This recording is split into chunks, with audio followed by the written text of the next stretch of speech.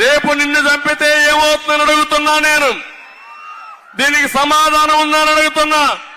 ఆ మనిషి తల ఏమైందో, సభ్య సమాజంలో ఉన్నా అనుకుంటున్నాడు లేదో, లేదా తనకు ఇంటర్నేషనల్గా కూడా ఒక పర్మిట్ ఇది ఇచ్చారేమో తెలియదు, లైసెన్స్, కిల్లర్ లైసెన్స్ ఇచ్చారో తెలియదు. కానీ నేను జగన్మోహన్ రెడ్డి గారిని నిన్ను చంపేస్తే ఏమవుతుంది అని అడుగుతున్నాను నేను పబ్లిక్ మీటింగ్లో.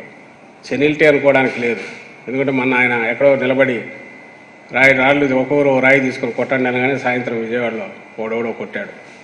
వాళ్ళ మనిషి ఉన్ను ప్రేరేపించి పంపిస్తే కొట్టాడు జగన్మోహన్ రెడ్డి గారి రాయితో.